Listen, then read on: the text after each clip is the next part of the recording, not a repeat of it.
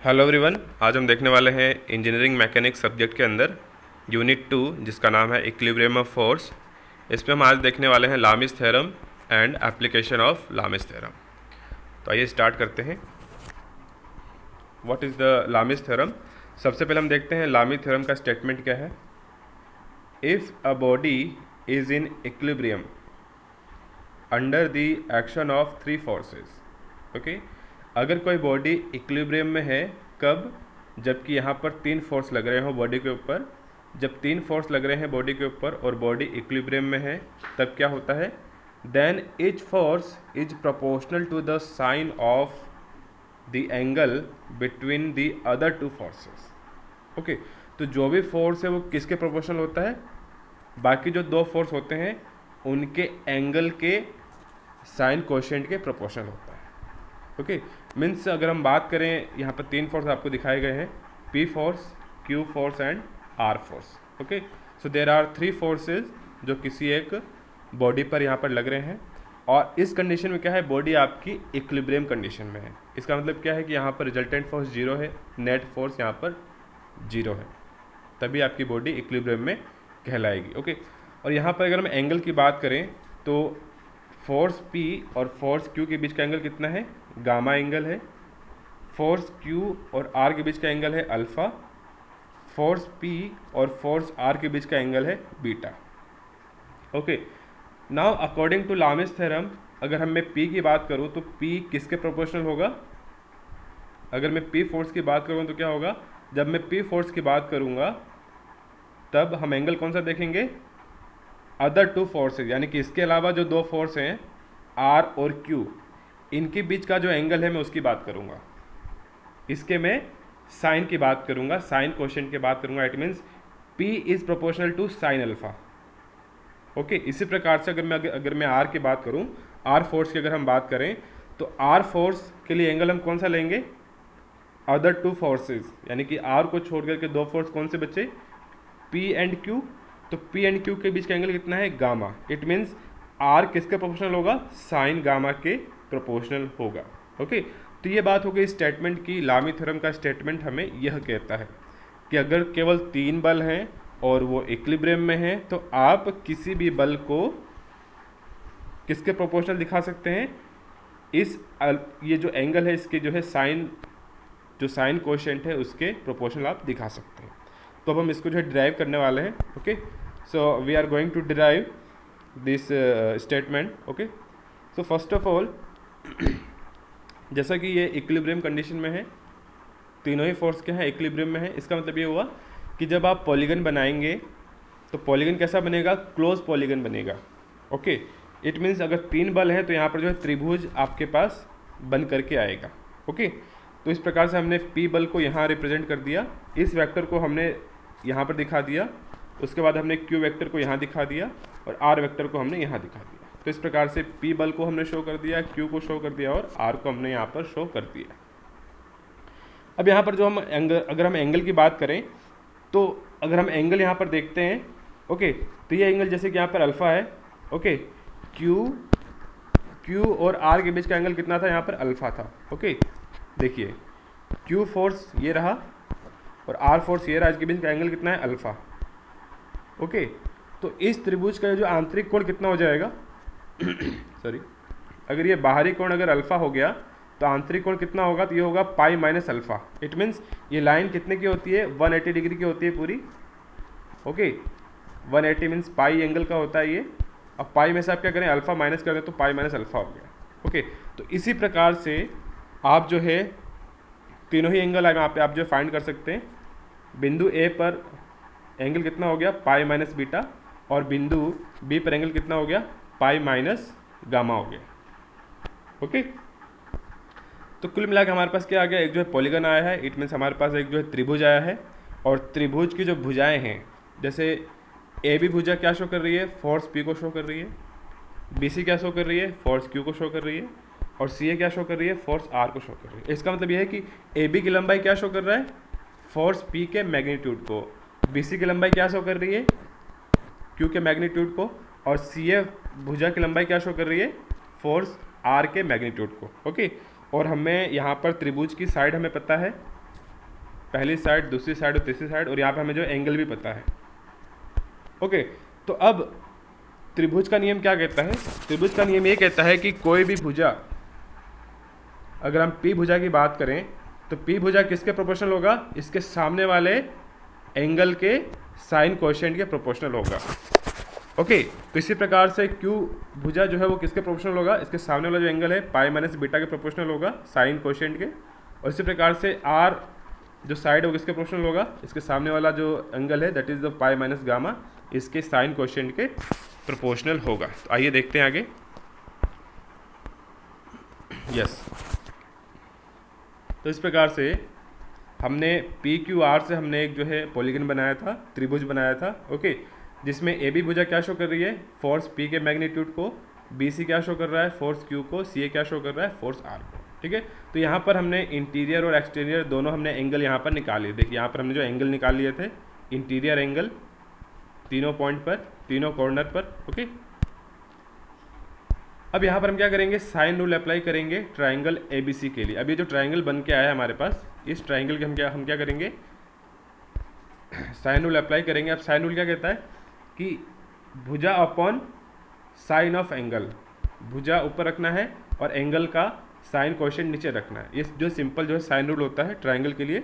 Okay, तो इस प्रकार से जब हम रखते हैं तो ये आता है A B upon sine pi minus alpha, B C upon sine pi minus beta and C A upon sine pi minus gamma. Okay, अब ए बी क्या है? ए बी है फोर्स पी, बी सी क्या है? B C है force Q, और सी ए क्या है? सी ए है फोर्स आर। यानी कि पी क्यू आर क्या है? Magnitude of forces. ओके, ध्यान रखिए वेक्टर नहीं है, P is not vector, P क्या है? मैग्नीट्यूड है। Q is also magnitude and R is also magnitude. It means it is the numerical values. Okay, upon sin pi minus alpha कितना होता है? sin अल्फा होता है। sin pi minus बीटा कितना होता है? sin बीटा होता है। और sin pi minus गामा कितना होता है? sin गामा होता है। तो ये जो हमारे पास जो डेरिवेशन आया है that is the most important derivation.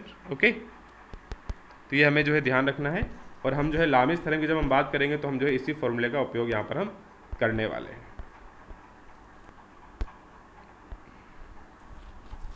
Okay, तो इससे यहाँ पर प्रूव हो गया कि जो फोर्स P है वो किसके प्रोपोर्शनल होता है? बाकी दो फोर्स के एंगल के साइन कोएफिशिएंट के प्रोपोर्शनल होता है। It means P upon sine alpha. तो यहाँ पर एंगल हमें ध्यान रखना है कि एंगल कौन सा होगा? यहाँ जो अल्फा एंगल कौन सा है? यहाँ अल्फा एंगल Q और R के बीच का एंगल है। ये अल्फा कौन सा है? Q और R के बीच का है। अगर हम गामा की बात करें तो गामा एंगल कौन सा एंगल है? P और Q के बीच का एंगल है। तो ये हमें थोड़ा सा ध्यान रखना है इसके अंदर। ओके, अब इसमें जो एक कंडीशन है कि लामिस थ्योरम हम कब अप्लाई कर सकते हैं? ओके, हम लामिस थ्योरम कब अप्लाई करेंगे? तो सबसे पहली चीज़ ये है कि जब तीन फोर्स अगर अप्लाई हो रहे हैं तभी हम लामिस थ्योरम अप्लाई कर पाएंगे। अगर दो फोर्स एक्ट हो रहे हैं तो आप जो है अप्लाई नहीं कर पाएंगे। अगर चार फोर्स हैं तब भी अप्लाई नहीं कर पाएंगे, पांच फोर्स हैं तब भी अप्लाई नहीं कर पाएंगे। इट मीन्स केवल और केवल तीन फोर्स होंगे तभी हम लामिस थ्योरम को यहाँ पर अप्लाई कर सकते हैं। और एक और चीज़, यहाँ पर बॉडी क्या होनी चाहिए? इक्विलिब्रियम में होनी चाहिए। ओके, तो दो कंडीशन हमें पहले से पता चल गई, इक्विलिब्रियम में होना चाहिए बॉडी और तीन फोर्स यहाँ पर अप्लाई होने चाहिए। और क्या कंडीशन है? तो देखिए पहली कंडीशन है कि फोर्स जो भी है तीनों फोर्स वो क्या होना चाहिए? कॉप्लेनर होना चाहिए, मतलब एक ही प्लेन में लगने चाहिए। ओके, देख लेते हैं। जैसे कि यहाँ पर जो है 3D सिस्टम जो है बताया गया है, 3D कोऑर्डिनेट सिस्टम। ओके, तो जैसे अगर हम इस प्लेन की बात करें, जो आपको ग्रीन प्लेन दिख रहा है, यहाँ पर ग्रीन कलर में जो प्लेन दिखाया गया है, यहाँ पर तीन बल क्या है कि ये जो है ग्रीन प्लेन में ही अप्लाई हो रहे हैं। ये कौन सा प्लेन होगा? ग्रीन प्लेन YZ प्लेन होगा। जो ग्रीन कलर से आपको दिखाया गया वो कौन सा प्लेन है? YZ प्लेन है।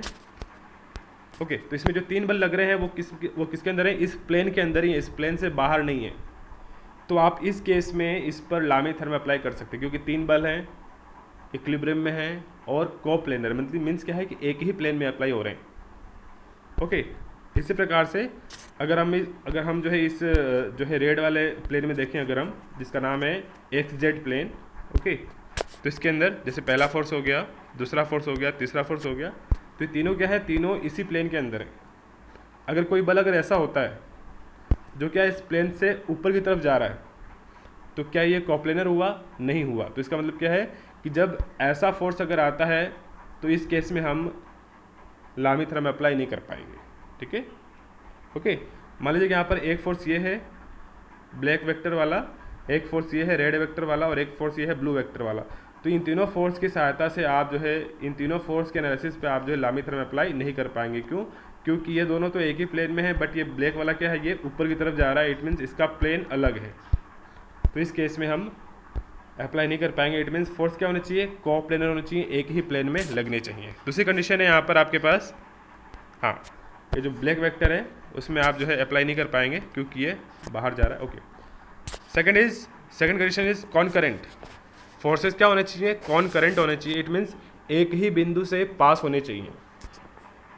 जिसके आपने यहाँ पे देखा, यहाँ पर क्या है, तीनों एक ही बिंदु से पास हो रहे हैं, इस बिंदु से। ओके, तो इसी प्रकार से क्या होना चाहिए, सारे फोर्स क्या होने चाहिए, एक कॉमन बिंदु से पास होने चाहिए। अगर ऐसी कंडीशन है तो उसको बोलते हैं हम कॉनकरेंट फोर्सेस। ओके, सेकंड कंडीशन ये हो गई। थर्ड कंडीशन क्या हो गई, नॉन कॉलिनियर होने चाहिए। इट मीन्स एक ही लाइन में दो फोर्स लगने नहीं चाहिए, मीन्स एक ही रेखा में दो फोर्स नहीं लगने चाहिए, सारे क्या होने चाहिए, अलग अलग दिशा में लगने चाहिए। ओके, तो इसको बोलते हैं हम कॉलिनियर, मीन्स एक ही दिशा में अगर दो बल लग जाए तो इसको बोलेंगे हम कॉलिनियर। तो ऐसी कंडीशन यहाँ पर नहीं होनी चाहिए। ओके, ऐसी कंडीशन यहाँ पर नहीं होनी चाहिए, दैट इज़। तो यहाँ पर जो है 5 कंडीशन हमने देखी कि लामी थ्योरम हम कब अप्लाई कर सकते हैं। पहला, जब 3 फोर्स अप्लाई हो रहे हो। दूसरा, जब तीनों फोर्स इक्विलिब्रियम में हो। तीसरा, जब तीनों फोर्स क्या हो, कोप्लेनर हो। चौथा, जब तीनों ही फोर्स क्या हो, कॉनकरेंट हो। और पांचवा, जब तीनों ही फोर्स क्या हो, नॉन कोलिनियर। तो ये चीज़ हमें ध्यान रखनी है। ओके, तो हमने यहाँ पर देखा लामी थ्योरम का स्टेटमेंट, डेरिवेशन। ओके, इस प्रकार हमने जो डेरिवेशन देखा था यहाँ पर, और हमने देखा कि लामी थ्योरम कब हम अप्लाई कर सकते हैं। Okay, next is the limitations, कि लामी थ्योरम की जो है लिमिटेशंस क्या क्या हैं वो हम यहाँ पर देखने वाले हैं। ओके, तो फर्स्ट वन जो लिमिटेशन है, कमियाँ हैं इसके अंदर, कि इस थ्योरम को आप तभी अप्लाई कर पाएंगे जब बॉडी इक्विलिब्रियम में हो। अगर इक्विलिब्रियम में नहीं है तो आप इस थ्योरम को अप्लाई नहीं कर सकते। Second is, theorem is not applicable for force और नॉन कॉनकरेंट फोर्स सिस्टम। अगर कॉनकरेंट नहीं है, अगर दो पैरेलल फोर्स हैं जो एक कॉमन बिंदु से पास नहीं हो रहे, अगर फोर्स मतलब कि एक बिंदु से पास नहीं हो रहे, इसका मतलब क्या है कि फोर्स कॉनकरेंट नहीं है, जो है ये कंडीशन यहाँ पर फुलफिल नहीं हो रही है। तो इस केस में क्या होगा, इस केस में आप लामी थ्योरम अप्लाई नहीं कर पाएंगे। ओके, क्या होता है कि प्रैक्टिकल कंडीशंस के अंदर क्या होता है कि फोर्स एक्चुअली में नॉन कॉनकरेंट ही होते हैं, तो इस कंडीशन में हम लामी थ्योरम अप्लाई नहीं कर पाएंगे।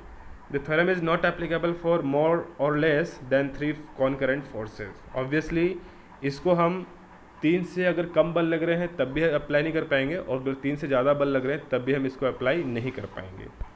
The theorem is not applicable for non coplanar forces. Okay, coplanar के लिए अप्लाई होता है, अगर नॉन कोप्लेनर है तो इस केस में हम लामी थ्योरम को अप्लाई नहीं कर पाएंगे। ठीक है, तो आइए कुछ एग्जांपल देख लेते हैं यहाँ पर। ओके, तो यहाँ पर जैसे ए भी एक सपोर्ट है और इसमें जो है 2 धागे बांधे हुए हैं, एक तो AC है और एक जो है BC है। ओके, और यहाँ पर जो है वेट हमने हैंग कर रखा है 2000 न्यूटन का। ओके, अब इसमें हमें क्या फाइंड करना है, इसमें हमें इस स्ट्रिंग के अंदर टेंशन कितना है वो हमें फाइंड करना है, और इस स्ट्रिंग में कितना टेंशन है वो हमें यहाँ पर फाइंड करना है। तो कैसे करेंगे, तो यहाँ पर देखिए, यहाँ पर 3 बल लग रहे हैं और तीनों ही बल क्या है, इक्विलिब्रियम में है, और यहाँ पर तीनों ही बल क्या है, कॉनकरेंट हैं, एक ही बिंदु से पास हो रहे हैं, तीनों जो है नॉन कोलिनियर हैं, और तीनों क्या है, कोप्लेनर है। तो यहाँ पर हम जो लामी थ्योरम अप्लाई कर सकते हैं। तो लामी थ्योरम अप्लाई करने के लिए हमें क्या करना है, इसका जो फॉर्मूला वो हमें ध्यान रखना है। क्या है फॉर्मूला, कि force upon sine of angle. Okay, force upon sine और angle, force upon sine angle. तो ये हमें जो यहाँ पर ध्यान रखना है। तो यहाँ पर हमें 3 फोर्स हमने देख लिया, यहाँ पर T1, T2 and W force. अब हमें निकालना होगा यहाँ पर एंगल, कि इनके बीच का एंगल क्या है। ओके, तो एंगल निकालने का सिंपल सा फंडा ये है कि आप क्या करें, कि आप एक जो छोटा सा काम ये करेंगे यहाँ पर एंगल निकालने के लिए, कि आप जो है हॉरिजॉन्टल और वर्टिकल लाइन यहाँ पर खींच देंगे। Draw the horizontal and vertical line. अब यहाँ पर क्या होगा, अपना काम आसान हो जाएगा। किस प्रकार से आसान होगा, देखिए कि ये भी जो है हॉरिजॉन्टल लाइन है और ये भी जो है हॉरिजॉन्टल लाइन है। ओके, यानी कि अगर दो पैरेलल लाइन यहाँ पर हमने खींची है, ओके, और एक जो है तिरछी लाइन यहाँ पर अगर काट रही है इन दोनों लाइनों को, तो क्या होता है, अगर दो पैरेलल लाइन यहाँ पर हैं, मैं ड्रॉ करता हूँ यहाँ पर, there are two parallel lines and one inclined line, ये इस प्रकार से, तो क्या होता है इस केस में ये एंगल और ये एंगल क्या होता है, दोनों सेम होता है, जिसको हम एकांतर कोण भी बोलते हैं। ठीक है, तो इस प्रकार से यहाँ पर एंगल कितना हो गया, देखिए इस प्रकार से यहाँ पर जो एंगल कितना आएगा, यहाँ पर कितना एंगल आ जाएगा, 60 डिग्री हो जाएगा, और इसी प्रकार से यहाँ पे कितना एंगल हो जाएगा, 30 डिग्री हो जाएगा, यहाँ पर हो जाएगा आपके पास 30 डिग्री। क्लियर। अब इतना होने के बाद हम क्या कर सकते हैं, हम जो है फोर्सेस के बीच का एंगल निकाल सकते हैं। ओके, ये एंगल कितना होगा, देखिए ये एंगल कितना होना चाहिए, that is 90 degree and it is also 90 degree. Okay, now what is the total angle. अब हम बात करेंगे इस टोटल एंगल की, है ना, इस पूरे एंगल की बात करेंगे। इस T1 फोर्स और W के बीच का एंगल हो गया ये वाला, कितना हो जाएगा, 90 और 30 120 degree, so it is 120 degree. Clear.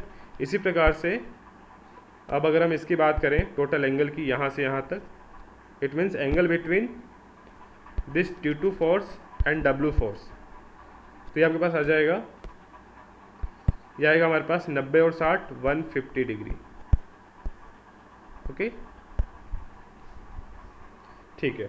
अब अगर हम T1 और T2 के बीच का एंगल निकालना चाहें, now we want to find the angle between T1 and T2। अब T1 और T2 के बीच का एंगल हम निकालना चाहते हैं, हम कैसे निकालेंगे, आप क्या करें कि टोटल एंगल कितना होता है 360 डिग्री, 360 डिग्री में से आप क्या करें 120 और 150 को माइनस कर दें, तो कितना आ जाएगा 90 डिग्री। तो इसका एंगल कितना हो गया आपके पास, इसका एंगल हो गया अपने पास 90 डिग्री। ओके, तो हमारे पास तीन एंगल आ गए, T1 और T2 के बीच 90 डिग्री, T1 और W के बीच 120 डिग्री, और T2 और W के बीच 150 डिग्री। तो इस प्रकार से एंगल हमने निकाल लिया है 120 डिग्री, 150 डिग्री और 90 डिग्री। अब हमें क्या करना है कि सिंपल जो है अप्लाई करना है। ओके, तो इस प्रकार से हमने जो है फॉर्मूला यहाँ पे लिख दिया। Okay, T1 upon sine angle, T2 upon sine angle and wait upon sine angle. Okay, तो T2 के लिए हम एंगल क्या लेंगे, सॉरी जो T1 के लिए एंगल क्या लेंगे, तो यहाँ पे जो T1 फोर्स है आपके पास, हमें बात करना है T1 का, है ना, तो T1 के लिए एंगल क्या लेंगे यहाँ पर, T1 के लिए एंगल कौन सा लेंगे, इसके अलावा जो दो फोर्स हैं W और T2, इनके बीच का एंगल लेंगे, मीन्स 150 डिग्री। तो क्या हो जाएगा T1 upon sine 150। Okay, so this is T1 upon sine 150। इसी प्रकार से T2 के लिए क्या हो जाएगा, T2 के लिए T2 के लिए क्या हो जाएगा, T2 के लिए एंगल होगा, T2 के अलावा और कौन से दो फोर्स हैं, T1 और W, तो T1 और W के बीच का एंगल कितना है 120 डिग्री, तो यहाँ पर जाएगा T2 upon sine 120 degree. Okay, equal to weight upon sine 90 degree. तो एक बार लिखने के बाद हम क्या करेंगे, हम सबसे पहले यहाँ पर ये जो है नॉन क्वांटिटी है, ओके, और ये दो क्या है अपने पास अननोन क्वांटिटी है। इसमें हमें T1 T2 नहीं पता है, लेकिन W की वैल्यू हमें पता है। तो यहाँ पर हम ये करने वाले हैं कि हम पहले वाले टर्म को और दूसरे वाले टर्म को लेंगे, जो तीसरे वाले टर्म को लेंगे, और यहाँ पर हम सॉल्व करेंगे, और आफ्टर सॉल्यूशन इन दोनों टर्म को लीजिए आप पहले और तीसरे को, एंड आफ्टर सॉल्यूशन हमें जो है T1 की वैल्यू मिलेगी 1000 न्यूटन। ओके, इसी प्रकार से अब हम क्या करेंगे, नेक्स्ट हम करेंगे कि दूसरे वाले टर्म को और तीसरे वाले टर्म को लेंगे, एंड आफ्टर सॉल्यूशन हमें यहाँ पर T की वैल्यू जो है प्राप्त होगी 1732 न्यूटन। ओके, तो इस प्रकार से हम यहाँ पे जो है T1 T2 दोनों ही हमने वैल्यू यहाँ पर निकाल ली है। अब हम लेते हैं नेक्स्ट न्यूमेरिकल। इस न्यूमेरिकल में एक रोलर है जिसका वेट है 500 न्यूटन, जो एक स्मूथ वॉल पे इंक्लाइंड प्लेन पे जो है यहाँ पर जो है अंडर रेस्ट है, and is kept free from rolling down by string as shown in the figure. Okay, और ये जो रोलर है वो बिल्कुल फ्री है, और यहाँ पे जो स्ट्रिंग से केवल इसको जो है बांध रखा है हमने, और यहाँ पर हमने इसको इस प्लेन पे जो है इसको रेस्ट कर रखा है। Now what we have to work out tension in the string and reaction at the point of contact B. तो यहाँ पर हमें क्या निकालना है, यहाँ पर हमें रिएक्शन निकालना है इस स्ट्रिंग के अंदर, टेंशन फोर्स निकालना है स्ट्रिंग के अंदर कितना जनरेट हो रहा है, और यहाँ पर जैसा कि हमने देखा कि यहाँ पर रोलर और ये सरफेस कांटेक्ट में जहाँ पर आएंगे उसके परपेंडिकुलर, सरफेस के परपेंडिकुलर क्या लगता है, नॉर्मल रिएक्शन फोर्स लगता है। So we have to find this normal reaction force here. So ultimately we have the two unknown quantity. First one is the tension force in the string, हमें जो string के अंदर तनाव बल निकालना है, और दूसरा हमें निकालना है reaction force between this plane surface and the roller reaction force. Okay, so first of all we have to draw the free body diagram.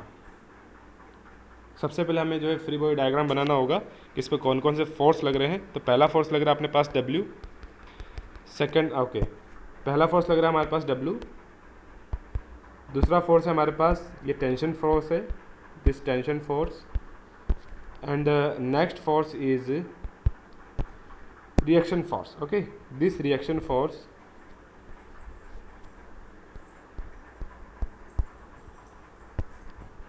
RB। Okay, तो यहाँ पर जो हमारे पास तीन बल हो गए, एक वेट हो गया, दूसरा टेंशन हो गया, तीसरा हो गया reaction force at the point B. Okay, so we have to draw the free body diagram. Okay, यहाँ पे जो है हमने बता दिया है, और यहाँ पे जो है तीन फोर्स हमने बता दिए हैं। पहला फोर्स ये टेंशन फोर्स, ये जो है वेट फोर्स हो गया, और दूसरा ये थर्ड हो गया अपने पास reaction at point B. Okay, तो तीन बल हमने इस तरीके से दर्शा दिए। W फोर्स ये रहा, T फोर्स ये रहा, और RB फोर्स इसको और आगे ले जाइए और इसको जो ऐसे शो करिए, तो ये जो RB फोर्स यहाँ पर आ गया। अब नेक्स्ट टास्क क्या होगा हमारा, एंगल फाइंड करना। एक बार हमें तीनों फोर्स पता चल गए, तीनों फोर्स किस दिशा में पता चल गया और एंगल पता चल गया, तो now we can apply the Lami's theorem. Okay, ठीक है, तो सबसे पहले हम ये देखते हैं कि क्या हम लामिस थ्योरम अप्लाई कर सकते हैं। पहले कंडीशन, क्या यह इक्विलिब्रियम में है, बिल्कुल ये जो है बॉडी इक्विलिब्रियम में है। सेकंड, क्योंकि यहाँ पे क्या लिखा हुआ है, रेस्ट है ना, इस मीन्स क्या है, body is in the rest, means equilibrium condition में। ओके, नेक्स्ट इज, क्या यहाँ पे तीन बल हैं, बिल्कुल यहाँ पे जो तीन बल अप्लाई हो रहे हैं, क्या यह तीनों बल कोप्लेनर हैं, एक ही प्लेन में लग रहे हैं, बिल्कुल एक ही प्लेन में लग रहे हैं। नेक्स्ट कंडीशन, क्या ये तीनों ही बल कॉन्करेंट हैं, इट मीन्स एक ही बिंदु से पास हो रहे हैं, बिल्कुल ये जो है तीनों ही बल क्या है, सी बिंदु पर जा करके सी बिंदु से पास हो रहे हैं तीनों ही बल, तो ये क्या है, कॉन्करेंट फोर्सेज हैं। और लास्ट कंडीशन क्या है कि क्या यह तीनों ही नॉन कोलिनियर हैं, बिल्कुल ये जो तीनों क्या हैं, एक ही लाइन में नहीं है, अलग अलग डायरेक्शन में लग रहे हैं, इसलिए नॉन कोलिनियर है। तो मतलब यहाँ पर हम क्या कर सकते हैं, लामी थ्योरम अप्लाई यहाँ पर हम कर सकते हैं। सॉरी, तो यहाँ पर first of all find the angle, तो यहाँ भी जो है वही तरीका होगा। हम क्या करेंगे, यहाँ पर हम दो लाइन आप ड्रॉ कर दीजिए, एक horizontal and the second is the vertical. Now find the angle. Okay, so first of all RB और इस हॉरिजॉन्टल सरफेस के बीच का एंगल कितना होगा, 45 डिग्री होगा। क्यों होगा, क्योंकि ये जो इंक्लाइंड सरफेस क्या है, 45 डिग्री पर है। ओके, अगर ये इंक्लाइंड सरफेस 45 डिग्री पर है, ओके, और ये एंगल कितना है, 90 डिग्री है, तो ये ऑटोमेटिक कितना हो गया, ये हो गया अपने पास ऑटोमेटिक कितना हो गया, 45 डिग्री यहाँ पर एंगल हो गया, जो हमने यहाँ पर शो कर दिया है। Okay, 45 degree, clear. Next is, अगर हम इसकी बात करें तो हॉरिजॉन्टल से कितना एंगल बना रहा है ये, देखिए हॉरिजॉन्टल से टोटल एंगल कितना है इसका, देखिए यहाँ पर ये एंगल कितना है अपने पास, यहाँ से यहाँ तक एंगल है अपने पास 45 डिग्री। क्यों है 45 डिग्री, क्योंकि अपने पास एक जो है ये जो है ट्रायंगल की तरह दिखेगा, ये अगर 90 डिग्री है और अगर ये 45 है तो ये भी कितना होगा, 45 डिग्री होगा। ओके, सो यहाँ पर क्या हो गया कि ये जो टी वाला जो फोर्स है इसके लिए एंगल कितना हो गया, वर्टिकल से टोटल 45 प्लस 15 60 डिग्री हो गया यहाँ पर, 60 degree angle. Okay, from the vertical. Okay, तो इसी प्रकार से अगर मैं यहाँ पर एक लाइन खींच दूँ तो अगर ये 60 डिग्री है तो ये भी कितना एंगल होगा, ये भी 60 डिग्री का ही एंगल होगा। ओके, क्योंकि दो पैरेलल लाइन है यहाँ पर, टू पैरेलल वर्टिकल लाइंस, और यहाँ पर एक जो है तिरछी लाइन है, तो ये एंगल किसके बराबर होता है, इस एंगल के बराबर होता है। ओके, तो इस प्रकार से यहाँ पर कितना आ गया, 60 डिग्री यहाँ पर आ गया, 60 degree angle is 60 degree. Okay, angle is 60 degree. तो यहाँ पर ये एंगल कितना होने वाला है, ये एंगल होगा अपने पास 45 डिग्री। ओके, क्योंकि क्या होता है, टोटल 90 होता है, टोटल 90 होता है ये। अगर ये 45 है तो ये भी कितना होगा, 45 डिग्री होगा। और ये एंगल आपके पास कितना हो जाएगा, और ये एंगल तो ऑब्वियसली क्या होगा, 90 डिग्री होगा। तो अब यहाँ पर अगर हम बात करें टोटल एंगल की, आर बी और डब्ल्यू के बीच में टोटल एंगल कितना हो गया, आर बी और डब्ल्यू के बीच टोटल एंगल हो गया अपने पास 90 plus 45 that is 135 degree. Okay, इसी प्रकार से आर बी और टी के बीच का एंगल कितना हो गया, तो ये हो गया अपने पास 60 plus 45 that is 105 degree. Okay, अब नेक्स्ट एंगल कौन सा बचा अपने पास, टी और डब्ल्यू के बीच का एंगल। तो ये कैसे निकल जाएगा, टोटल एंगल कितना होता है 360, टोटल एंगल इज 360 में से आप क्या करें, 105 डिग्री और 135 डिग्री को अगर आप माइनस करेंगे तो कितना आएगा, दैट इज़ 120 डिग्री। ओके, तो ये आपके पास आ जाएगा 120 degree.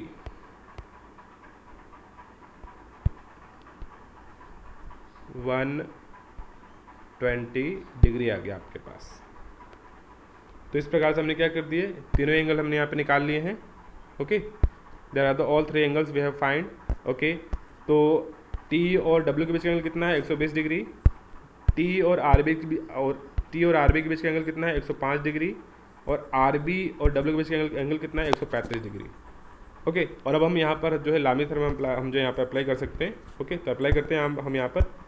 So W upon sine of angle, तो W के नीचे एंगल कितना आएगा देख लेते हैं यहाँ पर। तो यहाँ पर W के नीचे एंगल कितना आने वाला है, W के अलावा दो फोर्स कौन से हैं, T और RB। तो क्या होगा, T और RB के बीच का एंगल लिखेंगे 105 डिग्री। इसका मीन्स क्या होगा, W अपॉन साइन 105। तो यहाँ पर क्या आ गया, W अपॉन साइन 105 डिग्री। इसी प्रकार से RB के लिए एंगल कितना होगा, RB के लिए फोर्स RB है आपके पास। RB के अलावा दो फोर्स कौन कौन से हैं, T और W। तो T और W के बीच का एंगल हम लेंगे 120 degree. It means RB upon sine 120। तो RB अपॉन साइन 120 हो गया, दोनों को मिला दीजिए, और T अपॉन साइन 135 हो गया। तो इस प्रकार से हमने जो है तीनों लिख लिए। अब इसमें से हमारे पास नॉन क्वांटिटी कौन सी है, इसमें हमारे पास जो W है वो नॉन क्वांटिटी है। ओके, और ये दो जो टर्म क्या है अपने पास, अननोन क्वांटिटी। हम क्या करेंगे, एक बार हम 1 और 2 को लेंगे और हम सॉल्व करेंगे, तो अपने पास क्या आ जाएगी, RB की वैल्यू यहाँ पर आ जाएगी इस प्रकार से। ठीक है, 448 न्यूटन। ओके, और सेकंड टाइम हम क्या करेंगे, हम यहाँ पर पहले वाले टर्म को और तीसरे वाले टर्म को लेंगे और सॉल्व करने के बाद ये आ जाएगा अपने पास tension T is 365 newton. Okay, तो इस प्रकार से हमने इस जो न्यूमेरिकल में हमने पहले एंगल निकाला। पहले हमने देखा कि यहाँ पर हम लामी थ्योरम अप्लाई कर सकते हैं या नहीं कर सकते हैं। दूसरा हमने क्या किया, हमने जो है एंगल्स निकाले कि एंगल कौन कौन से हैं। ओके, नेक्स्ट हमने क्या किया, लामी थ्योरम अप्लाई की और हमने जो अननोन क्वांटिटी है वो हमने यहाँ पर निकाल लिया। ठीक है, तो इस प्रकार से न्यूमेरिकल सॉल्व कर लिया है। अब अगला न्यूमेरिकल है अपने पास कि यहाँ पर एक स्ट्रिंग है, एक आपके पास जो धागा दिख रहा है आपको, एक जो है धागा है यहाँ पर, और इस धागे से, इस रस्सी से 3 वेट यहाँ पर हमने यहाँ पर जो है लटका रखे हैं, एक पॉइंट B पर, एक पॉइंट C पर और एक पॉइंट E पर। और हमें यहाँ पर केवल एक ही लोड के बारे में पता है, वो है 300 न्यूटन। ओके, तो यहाँ पर हमने क्या कर रखा है, यहाँ पर एक रस्सी है, इसमें हमने बी पॉइंट पर एक वेट W1, सी पॉइंट पर वेट W2 और ई पॉइंट पर हमने 300 न्यूटन का वेट हमने यहाँ पर जो है लटका रखा है। ओके, तब हमें इसके अंदर करना क्या है कि हमें इस रस्सी में टेंशन कितनी जनरेट हो रही है वो हमें निकालना है, और W1 और W2 का मान हमें यहाँ पर निकालना है। और क्या दे रखा है कि ये होल सिस्टम क्या है, इक्विलिब्रियम में है, साम्यावस्था में है। ये पूरा सिस्टम क्या है अपने पास, साम्यावस्था में है। देखिए ए पॉइंट एक सपोर्ट है, डी क्या है, एक पुली है। ओके, तो यहाँ पर एक चीज़ हमें जो है ध्यान देनी वो क्या है कि ये एक जो है सिंगल आपके पास रस्सी है, लेकिन इसमें जो टेंशन है वो अलग अलग उत्पन्न हो रहा है। जैसे ए बी के अंदर टेंशन अलग होगा, बी सी लेंथ तक टेंशन अलग होगा, सी डी लेंथ तक टेंशन अलग होगा और डी लेंथ तक टेंशन अलग होगा। ये टेंशन फोर्स एक्चुअली होता क्या है, तो अगर हम देखें यहाँ पर मैं जो है आपको शो कर देता हूँ। अगर अपने पास एक रस्सी है, ये जो पिंक कलर आपको दिख रहा है, ये आपके पास अगर कोई रस्सी है, वायलेट कलर का जो दिख रहा है आपको, अगर हमारे पास कोई रस्सी अगर आप जो है फोर्स इस प्रकार से लगा रहे हैं तो क्या होगा, इस रस्सी के अंदर एक रिएक्शन फोर्स जनरेट होगा जिसको हम तनाव बल कहते हैं, टेंशन फोर्स कहते हैं। इट मीन्स टेंशन फोर्स क्या है, टेंशन फोर्स एक प्रकार का रिएक्शन फोर्स है जो रस्सी के अंदर जनरेट होता है। ओके, फोर्स के विपरीत दिशा में, तो यहाँ पर तनाव बल जो है जनरेट होगा। ओके, अगर आप इस रस्सी में और कहीं बल नहीं लगा रहे हैं, अगर इस रस्सी पर और कोई अगर बाह्य बल नहीं लग रहा है, तो इस पूरे रस्सी में क्या होगा, एक ही तनाव बल होगा। यहाँ से यहाँ तक क्या होगा, एक ही तनाव बल होगा। लेकिन अगर आपने इस रस्सी के बीच में कहीं अगर आपने एक और बल लगा दिया है, अगर आपने बीच में कहीं एक और बल लगा दिया तो अब क्या होने वाला है, अब यहाँ पर रस्सी में एक समान तनाव बल नहीं होगा। ओके, इस पोर्शन के लिए तो तनाव बल T1 होगा और इस पोर्शन के लिए तनाव बल T2 होगा। तो ये हमें ध्यान रखना है, यहाँ पे तनाव बल T1 हो गया, यहाँ पे तनाव बल T2 हो गया। क्यों हो गया, क्योंकि यहाँ पर बीच में हमने एक और एक्सटर्नल फोर्स लगा दिया। अगर ये एक्सटर्नल फोर्स नहीं होता, अगर केवल एंड पर ही फोर्स होते तो इस पूरे रस्सी में क्या होता, एक ही तनाव बल होता। तो वैसे अगर हम यहाँ पे देखें तो यहाँ पर हमारे पास एक ही रस्सी है, लेकिन यहाँ पर क्या हो रहा है, ए और बी तक कोई बल नहीं है, तो यहाँ पर तनाव बल सेम होगा। ठीक है, अब बी पॉइंट पर एक आपके पास जो है बल आ गया, तो इसका मतलब इसके आगे जो तनाव बल होगा वो क्या होगा, अलग होगा। ठीक है, वापस से क्या हो गया कि सी पॉइंट पर और जो है एक जो है एक्सटर्नल बल लग रहा है W2, तो यानी कि इसके आगे जो तनाव बल होगा वो भी अलग होगा। ठीक है, और इस प्रकार से इस रस्सी में भी तनाव बल अलग हो सकता है।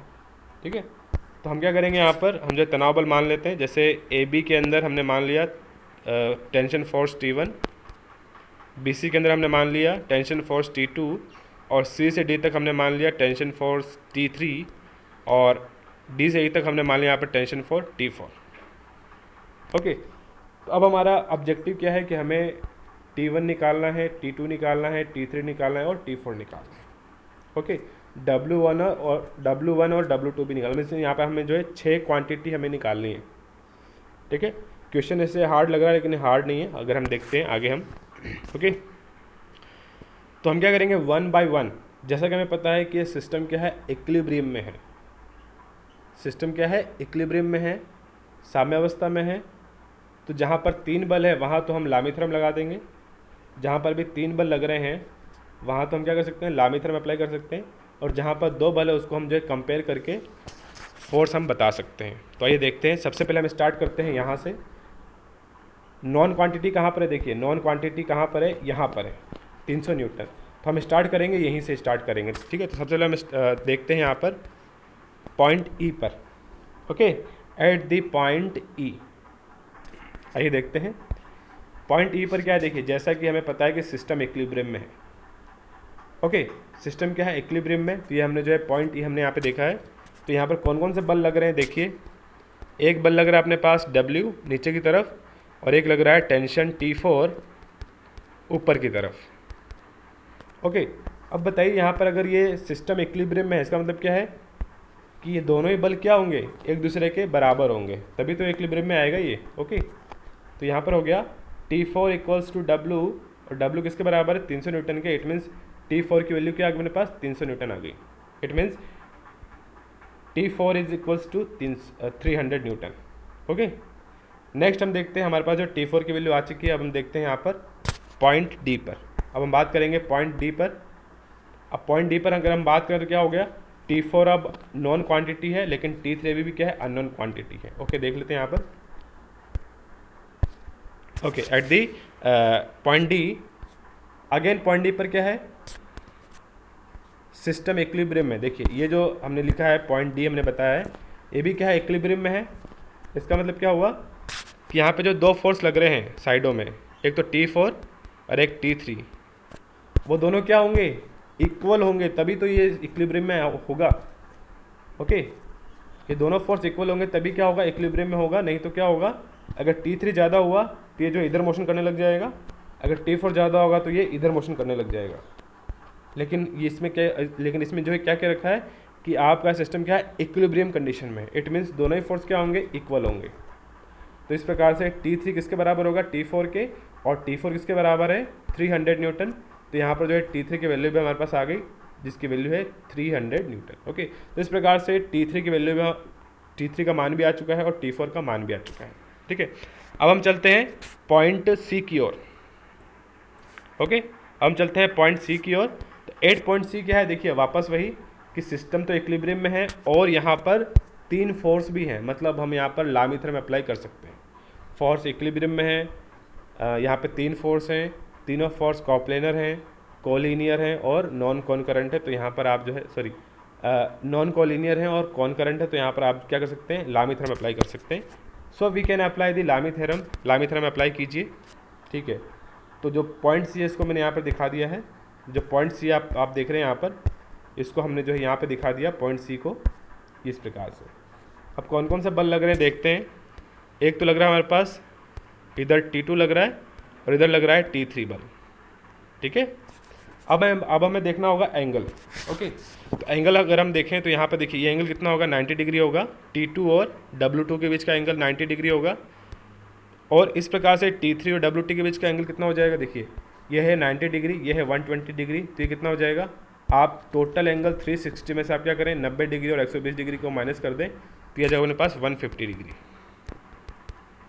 तो इस प्रकार से तीनों बल हमने देख लिए और एंगल भी हमने निकाल लिया। अब हम क्या कर सकते हैं, लॉ थ्योरम हम यहाँ पर जो अप्लाई कर सकते हैं। तो आप जो है अप्लाई कीजिए लॉ थ्योरम, W2/sin 120। W2 के लिए एंगल कितना होगा, देखिए W2 की अगर हम बात करें तो W2 के अलावा दो फोर्स कौन से हैं, T2 और T3, और T2 और T3 के बीच का एंगल कितना है, 120 डिग्री। ओके, तो यहाँ पर कितना हो गया, W2/sin 120 equals to T2/sin 150 equals to T3/sin 90 degree. अब हम क्या करेंगे, सबका मान रख दीजिए। तो W2 हमें पता नहीं है, अननोन क्वांटिटी है। sin 120 equals to 0.86। sin 120 कितना होता है, 0.86 होता है। T2/sin 150 का मतलब क्या हो गया, 0.5 इक्वल्स टू T3 के वैल्यू हमें यहाँ पर पता है, दैट इज़ द 300 न्यूटन, और sin 90 का मतलब 1 हो गया। अब हम क्या करेंगे, देखिए हम क्या करते हैं कि लास्ट 2 टर्म दूसरे और तीसरे को लेंगे और हम सॉल्व करेंगे। तो सॉल्व करने पर हमारे पास T2 की वैल्यू कितनी आ जाएगी, 150 न्यूटन आ जाएगी। ओके, तो इस प्रकार हमने जो है T2 की वैल्यू हमने यहाँ पर फाइंड कर ली है। नेक्स्ट है, अब हम क्या करेंगे, पहले और तीसरे टर्म को लेंगे हम यहाँ पर और हम यहाँ पर सॉल्व करेंगे, और हमें यहाँ पर W2 की वैल्यू कितनी मिल जाएगी, 258 न्यूटन मिल जाएगी। ओके, तो इस प्रकार हमने यहाँ पर जो अननोन क्वांटिटी थी W2 और T2 हमने दोनों को फाइंड यहाँ पर हमने कर लिया है। ओके, अब हम चलते हैं नेक्स्ट पॉइंट की ओर। देखिए हमने यहाँ पर T4 निकाल लिया, T3 निकाल लिया और T2 भी निकाल लिया और W2 भी निकाल लिया। अब हम चलते हैं पॉइंट बी की ओर। यहाँ पर T1 फोर्स है, W1 फोर्स है और T2 फोर्स है। ओके, तो इसको हम चलते हैं, देखते हैं यहाँ पर 8 पॉइंट बी क्या है। देखिए अगेन क्या है, सिस्टम आपका इक्विलिब्रियम में है, बिल्कुल है, और यहाँ पर 3 फोर्स हैं, कोप्लेनर है, कॉनकरेंट है और नॉन कोलिनियर, मतलब आप यहाँ पर लॉ थ्योरम अप्लाई कर सकते हैं। ओके, तो हम यहाँ पर लॉ थ्योरम अप्लाई करेंगे। तो हम क्या करते हैं, यहाँ पर पॉइंट बी को हम यहाँ पर शो कर देते हैं। ये जो पॉइंट बी आपको दिख रहा है, 3 फोर्स हैं, T1, W1 और T2, इसको हम यहाँ पर जो है शो कर देते हैं। ओके, तो 3 फोर्सेस, पहला W1, दूसरा T2 फोर्स और तीसरा T1 फोर्स। अब हम बात करेंगे एंगल की। तो तो यहाँ पर एंगल देखिए 150 गिवन है पहले से, और यहाँ पर 90 डिग्री होगा ये एंगल, ऑब्वियसली 90 डिग्री होगा। ओके, नेक्स्ट इज ये एंगल कितना हो जाएगा, 120 डिग्री हो जाएगा। क्यों होगा, क्योंकि टोटल कितना है 360 है, 360 में से आप 150 और 90 को माइनस कर दो तो कितना आता है, 120 आता है। ओके, तो now we are ready to apply Lami theorem. अब हम यहाँ पे क्या कर सकते हैं, लामी थ्योरम को अप्लाई कर सकते हैं। ओके, सो T1 अपॉन कितना एंगल आएगा T1 के लिए, T1 के अलावा दो फोर्स कौन कौन से हैं, W1 और T2। तो W1 और T2 के बीच का एंगल कितना है, 90 डिग्री। कितना आ जाएगा, T1 upon sine 90 degree. Okay, इसी प्रकार से W1 अपॉन साइन 150 डिग्री और T2 अपॉन साइन 120 डिग्री। अब हम क्या करेंगे, सबका आप जो है वैल्यू पुट कर दीजिए। T1 अननोन है तो T1 ही लिखेंगे, साइन 90 कितना होता है, 1 होता है। W1 भी अननोन है तो W1 ही लिखेंगे, और साइन 150 कितना होता है, 0.5 होता है। T2 की वैल्यू हमें यहाँ पर पता है कितनी है, T2 की वैल्यू कितनी है, 150 न्यूटन, और साइन 120 कितना होता है, 0.86 होता है। अब हम क्या करेंगे, दूसरे और तीसरे टर्म को लीजिए और आप क्या कीजिए, सॉल्व कीजिए। तो after solution we find W1 equals to, इस प्रकार से 0.5 into 150 into 0.6, 150 upon 0.86 equals to W upon 87.21 और 87.2 न्यूटन फोर्स। यहाँ पर आंसर आ गया। मीन्स W2 की वैल्यू कितनी आ गई, 87.2 न्यूटन, है ना। इस प्रकार से अब हम लेंगे पहले और तीसरे टर्म को, है ना, फर्स्ट और तीसरे को लेंगे हम यहाँ पर। तो यहाँ पर आपके पास आंसर आएगा T1 equals to 150 upon 0.86 that is 174.41 newton. Okay, तो इस प्रकार से देखिए ये जो न्यूमेरिकल था हमने यहाँ पर जो है सॉल्यूशन कर लिया है। ये जो हमारे पास जो न्यूमेरिकल यहाँ पर था हमारे पास, तो यहाँ हमने T1 बल निकाल लिया है, T1 टेंशन फोर्स निकाल लिया है, T2 टेंशन फोर्स हमने निकाल लिया है, T3 भी निकाल लिया और T4 भी निकाल लिया, और साथ में हमने W2 और W1 भी निकाल लिया है। और हमें इसमें जो गिवन क्या था, हमें गिवन केवल इतना सा था कि ये सिस्टम पूरा क्या है, इक्विलिब्रियम में है, और दूसरा एंगल गिवन था आपको 150 और 120, और यहाँ पर जो है कितना वेट है लास्ट में 300 न्यूटन, वो आपको यहाँ पर गिवन था। ओके, तो हमने क्या किया, हमने जो स्टेप बाय स्टेप हमने यहाँ पर काम किया। सबसे पहले जो हमें चीज़ पता है उसको हम पहले लेके चलेंगे। जैसे यहाँ पर हमें लोड पता है तो हम क्या करेंगे, यहीं से स्टार्ट करेंगे। और यहाँ से हमने क्या किया, T4 निकाला, फिर हमने T3 निकाला, फिर हमने यहाँ पर T2 और W2 निकाला, फिर हमने यहाँ पर T1 और W1 निकाला। तो आई होप जो है बहुत ही आसान मेथड है ये, है ना। आप इस तरीके से जो है स्टेप बाय स्टेप आप जो है रिएक्शन फोर्स हमने यहाँ पर निकाले। तो आई होप आपको जो है लामी थ्योरम अच्छे से जो है समझ में आया होगा। अभी के लिए इतना ही, थैंक यू।